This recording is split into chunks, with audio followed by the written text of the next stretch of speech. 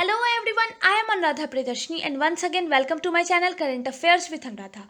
आज मैं आप लोग के लिए बहुत इंपॉर्टेंट टॉपिक लेकर के आई हूँ और आज का मेरा टॉपिक है बिहार इकोनॉमिक सर्वे 2019-2020। ये टॉपिक अपकमिंग जितने भी बिहार में एग्जाम होने वाले उसके लिए बहुत इंपॉर्टेंट है। आपको पता है कि बिहार एसआई का डेट अनाउंस कर दिया गया है, बीपीएससी का फॉर्म आने वाला है। ये जो टॉपिक है ना, आप इससे किसी भी अपकमिंग एग्जाम में 5 से 6 मार्क्स ईजिली स्कोर कर सकते हैं। हालांकि ये जो इकोनॉमिक सर्वे है वो 600 प्लस पेजेस का है, बट इससे जितने भी इंपॉर्टेंट क्वेश्चंस बनते हैं वो मैं आज आपके साथ डिस्कस करूँ जो एग्जाम पॉइंट ऑफ व्यू से इंपॉर्टेंट है और आप कम से कम समय में बिहार इकोनॉमिक सर्वे से मैक्सिमम मार्क्स स्कोर कर सकते हैं। अगर आपको मेरा मटेरियल अच्छा लगे तो प्लीज़ लाइक शेयर और सब्सक्राइब ज़रूर कीजिएगा और बेल बटन को प्रेस करके रखिए ताकि मेरे जितने भी अपकमिंग वीडियोस हो उसका नोटिफिकेशन आपके पास सबसे पहले आए। Let's start the video. चलिए, इस बार का जो बिहार का इकोनॉमिक सर्वे था 19 to 20 वाला, ये 14th एडिशन था किसी भी इकोनॉमिक सर्वे का और इसको वहाँ का डिप्टी चीफ मिनिस्टर और फाइनेंस मिनिस्टर जो है श्री सुशील कुमार मोदी जी, उन्होंने इसे पब्लिश किया था। इसका एक मेजर हाईलाइट ये है कि with an average of over 10% growth Bihar has registered higher growth than the growth rate of India in last 3 year.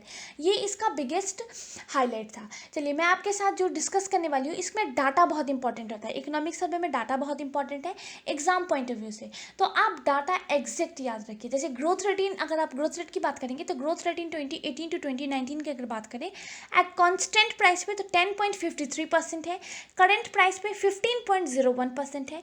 अगर आप जीएसडीपी ऑफ बिहार बात करें 18 to 19 का तो कांस्टेंट प्राइस पे है 3,94,350 करोड़। अगर आप करंट प्राइस पे बात करेंगे तो 5,57,490 करोड़ इसका जीएसडीपी था बिहार का। आप इसका डाटा एग्जैक्ट याद रखिए, मैं बार बार इस चीज़ को हाईलाइट कर रही हूँ। अगर आप पर कैपिटा जीएसडीपी की बात करें 2018 से 19 की बात करेंगे तो कांस्टेंट प्राइस पे 33,629 पर कैपिटा जीएसडीपी है। अगर आप करंट प्राइस पे बात करेंगे तो 47,541 पर कैपिटा जीएसडीपी है। Gross fiscal deficit of Bihar in 2018 to 19 की अगर आप बात करेंगे तो यह है 2.68%। चलिए, हमारा नेक्स्ट क्वेश्चन बहुत फ्रीक्वेंट है किसी भी एग्जाम के लिए। अगर आप मोस्ट प्रोस्पेरस डिस्ट्रिक्ट्स की बात करेंगे तो इसमें आएगा पटना, मुंगेर और बेगूसराय। ये ओवरऑल टर्म की मैं बात कर रही हूँ। अगर आप मोस्ट इकोनॉमिकली डिसएडवांस्ड डिस्ट्रिक्ट की बात करेंगे तो इसमें आएगा मधेपुरा, सुपौल और शिवहर। इसके बाद मैं आपके साथ 3 इंडिकेटर्स के बेसिस पर डिस्कस कर रही हूँ, जिसमें पहला इंडिकेटर है हमारा पेट्रोल, डीजल, एलपीजी और स्मॉल सेविंग्स। ये 4 इंडिकेटर्स है जिसके बेसिस पे मैं आपको डिस्ट्रिक्ट में डिस्पैरिटी बताऊंगी।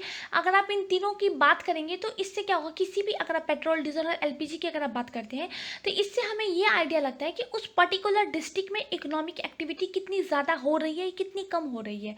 ये प्रॉपर एक डिस्पैरिटी दिखाते हैं और ये क्वेश्चन बहुत फ्रिक्वेंट है एग्जाम्स में, तो आप इसे बहुत ध्यान से देखिए। Most prosperous district based on petrol consumption पर 1000 पर्सन की अगर आप बात करेंगे तो इसमें मोस्ट एडवांस डिस्ट्रिक्ट में, प्रोस्पेरस डिस्ट्रिक्ट्स में आएगा पटना, मुजफ्फरपुर, गोपालगंज। अगर आप most prosperous districts in term of per capita small savings की बात करेंगे तो इसमें आएगा आपको पटना, सारण और बक्सर। अगर आप यही पेट्रोल के टर्म में अगर आप बॉटम 3 या फिर ये कहीं कि डिसएडवांस्ड डिस्ट्रिक्ट की बात करेंगे तो इसमें आपको टॉप 3 में आएगा शिवहर, लखीसराय और बंका। अगर आप स्मॉल सेविंग्स की बात करेंगे तो इसके बॉटम 3 में आएगा अररिया, किशनगंज और खगड़िया। ये 3 डिस्ट्रिक्ट इसके बॉटम 3 में आएंगे। बहुत इंपॉर्टेंट है, बहुत फ्रिक्वेंटली आस्क्ड होता है, आप इसके ऊपर स्टार मार्क लगा के रखिए। अगर आप डीजल में मोस्ट प्रोस्पेरस डिस्ट्रिक्ट्स देखेंगे तो इसमें आएगा पटना, बेगूसराय और मुजफ्फरपुर। इसमें बॉटम 3 अगर आप देखेंगे तो आएगा शिवहर, मधुबनी एंड बंका। अगर आप एलपीजी में बात करेंगे तो मोस्ट प्रोस्पेरस डिस्ट्रिक्ट्स में आएगा पटना, मुंगेर और मुजफ्फरपुर। अगर आप बॉटम 3 में बात करेंगे तो किशनगंज, अररिया और बंका, ये 3 डिस्ट्रिक्ट्स आएंगे। ये भी बहुत फ्रिक्वेंट रहता है, आप इसके ऊपर भी स्टार मार्क लगा लीजिए। चलिए, हमारा नेक्स्ट है projected peak demand of power in 2018 to 19 is 5,300 megawatt. अगर आप per capita consumption of electricity देखेंगे तो ये भी बहुत ज़्यादा इंक्रीज़ हुआ है, जो 2012 से 13 में 145 किलोवाट था वो 2018 से 19 में 33311 किलोवाट हो गया है। मतलब 114% का इंक्रीज हुआ है लास्ट 6 ईयर में।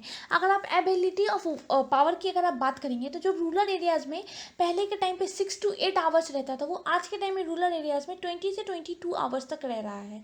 अगर आप अर्बन एरिया की बात करेंगे तो पहले के टाइम पे जो 10 से 12 घंटे इलेक्ट्रिसिटी रहता था, वो आज के टाइम पे 22 से 24 घंटे इलेक्ट्रिसिटी रह रहा है। मतलब इलेक्ट्रिसिटी का जो डिमांड है वो काफ़ी ज़्यादा बढ़ रहा है।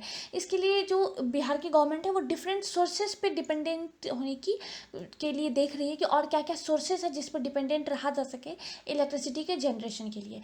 चलिए, अगर आप पीक डिमांड मीट की बात करेंगे पावर की अगर 2018 से 19 में, तो 5139 मेगावाट की का जो डिमांड है वही बस जो वहाँ की गवर्नमेंट है वो अवेलेबल करा पाई थी।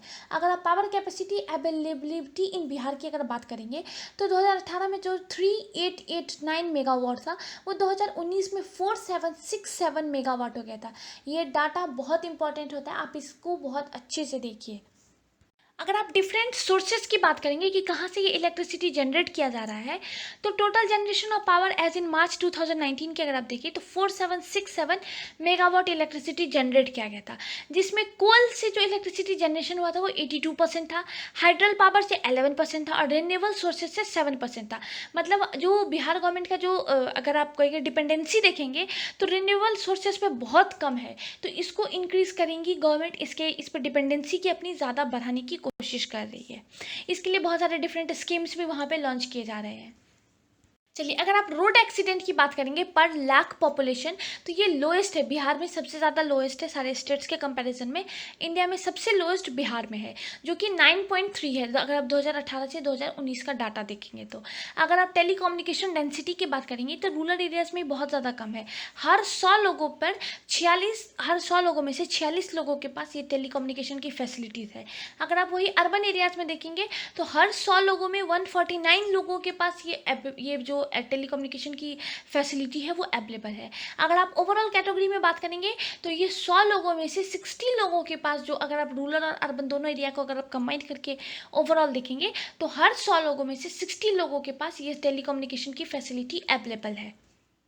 अगर आप बिहार का रैंक देखेंगे in terms of rail route पर 1000 स्क्वायर किलोमीटर, तो थर्ड रैंक है ओवरऑल। अगर ओवरऑल इंडिया की अगर आप किसी भी दूसरे स्टेट से अगर कंपैरिजन करेंगे तो बिहार का रैंक जो वो थर्ड है। अगर आप अर्बनाइजेशन की बात करेंगे तो बिहार का अर्बनाइजेशन रेट जो है वो 11.3% है, जबकि इंडिया का अगर आप देखेंगे तो 31.2% है। Highest level of urbanization Patna में है 43.1% और लोएस्ट लेवल ऑफ अर्बनाइजेशन है बांका, जो कि आपको मुंगेर और भागलपुर के पास में पड़ता है, उसका 3.5% ओनली है। बहुत इंपॉर्टेंट लिटरेसी रेट की बात करते हैं। अगर आप ओवरऑल अगर आप लिटरेसी रेट देखेंगे तो 61.8% है। वहीं अगर आप मेल कैटेगरी में देखेंगे तो 71.2% है और फीमेल कैटेगरी में 51.5% है। ये अगर आप ओवरऑल मतलब पूरे इंडिया का अगर आप लिटरेसी देखेंगे तो एवरेज के अराउंड में बिहार की लिटरेसी रेट जो होती है वो एवरेज के अराउंड में आती है। अगर आप एनुअल रेनफॉल इन बिहार देखेंगे इन 2018 to 2019 हैज़ बीन 780 mm। अगर आप हाईएस्ट देखेंगे तो किशनगंज में था 152 mm था। अगर आप लोएस्ट देखेंगे तो जहानाबाद में है 403 mm। चलिए, अगर आप नंबर ऑफ वेटलैंड्स की बात करेंगे तो 285 वेटलैंड्स है। अगर आप एरिया ऑफ वेटलैंड्स की बात करेंगे तो 3992 हेक्टेयर, मतलब 0.6% of total recorded forest area of Bihar है वहाँ का वेटलैंड का एरिया। अगर आप बात करेंगे total forest and tree cover in Bihar का बात करेंगे तो 9309 square kilometre, which is 9.9% of the total geographical area of states हो जाएगा। अगर आप वाल्मीकि टाइगर रिजर्व की बात करेंगे तो ये आपको वेस्ट चंपारण डिस्ट्रिक्ट में पड़ता है और ये बहुत ज़्यादा न्यूज़ में था। अगर आप एरिया वाल्मीकि टाइगर रिजर्व बात करेंगे तो 893.73% है।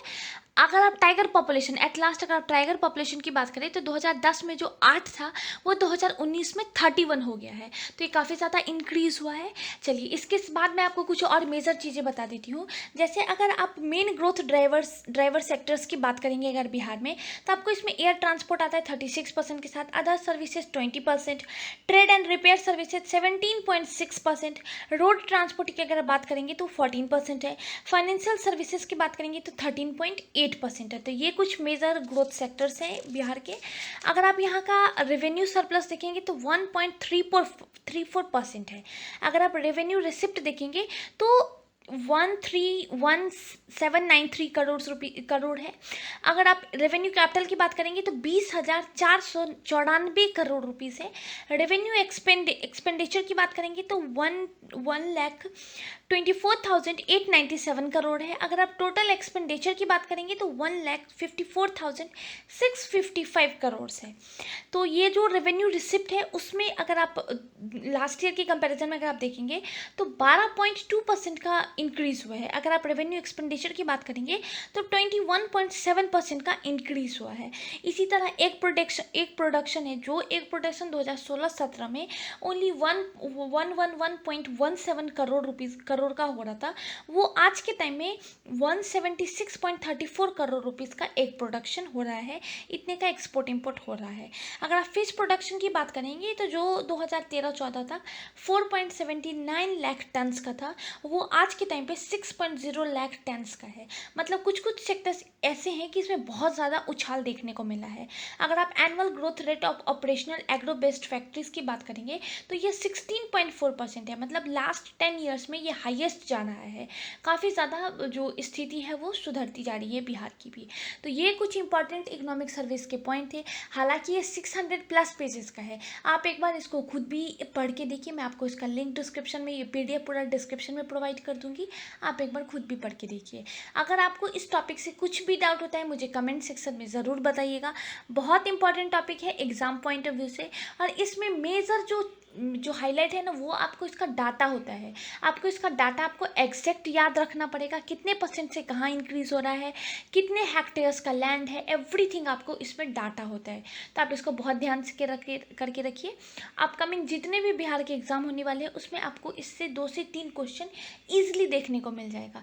मैं आपके लिए जल्दी ही यूनियन का जो इकोनॉमिक सर्वे है और यूनियन बजट है, बिहार का बजट है, ये भी मैं आपके लिए एज सुन एज पॉसिबल लाने की कोशिश करूँगी, ताकि अपकमिंग जितने भी एग्जाम हो आपकी एक भी क्वेश्चंस छूटे ना।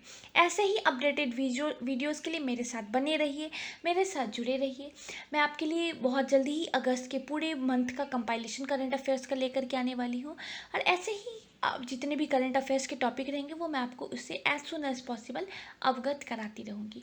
अगर आपको मेरा मटेरियल अच्छा लगे तो प्लीज़ लाइक शेयर और सब्सक्राइब ज़रूर कीजिए, और बेल बटन को प्रेस करके रखिए ताकि आप मेरे जितने भी अपकमिंग वीडियोस हो उसका नोटिफिकेशन आपके पास सबसे पहले आए। इस कोविड के टाइम पे stay at home, stay safe. Thank you.